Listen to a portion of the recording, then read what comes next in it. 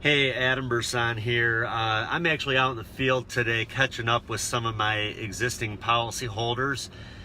Usually after about a year to 2 years after they take out a policy, I always like to catch up with my clients and do what I can to just kind of see how they're currently set up and to see what we can do about maybe adding some additional coverage at that time.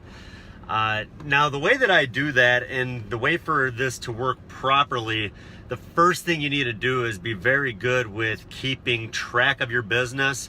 I recommend creating a spreadsheet. Every time you write a piece of business, plug in that client's information, their name, their address, their birthday, the day that you wrote the policy, the amount of coverage, the beneficiaries, and keep that information. So then that way you can go back a couple years later, and for instance today I plugged in about 20 addresses of existing policy holders into my GPS, and I put a route together, and I'm just running those like fresh leads.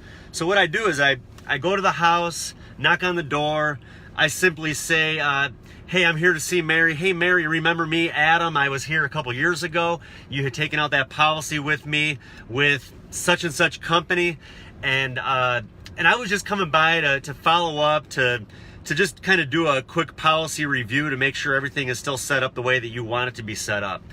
And I get in the house, I go through the information that I put in that spreadsheet. So Mary, it looks like you currently have $10,000 in coverage, and you have down Joe Jackson as your beneficiary. Looks like if something happened to you and Joe at the same time, you have your daughter Mary as the beneficiary. So I go through that and ask them if that's still how they want to be set up, and then from there I talk about their amount of coverage, and I'll explain to the person.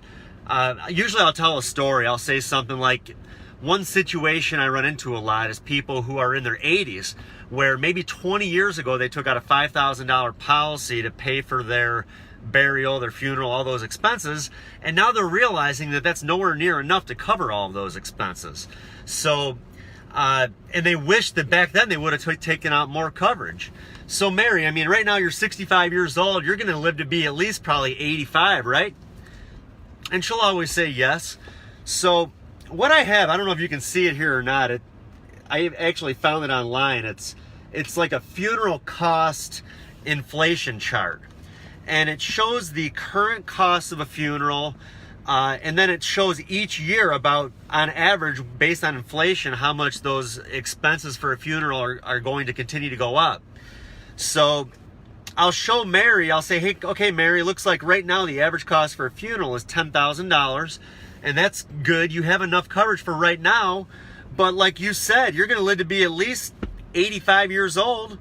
And then I'll point to this chart, and I'll show her, I'll say, well, look, in the year 2038, the average cost of a funeral is going to be over $20,000. So it's great that you have the $20,000 now, but what's going to happen when you live another 20 years? You're not going to have enough coverage. What if something happens to your health in the meantime, and it makes it more difficult to get coverage? So you need to take advantage of the health that you're in right now. It's not going to get any cheaper to add coverage as you get older. So why don't we work on getting you that additional $10,000 right now, so at least you know in 20 years, if you live another 20 years, you're at least going to have enough coverage to cover those expenses then. And it usually works. It's a good way to add to the additional coverage. Other situations I've run into, like I mentioned, I take this list and I run it like a lead. I don't call the client. I don't try to set up an appointment with them to do a policy review. I run it.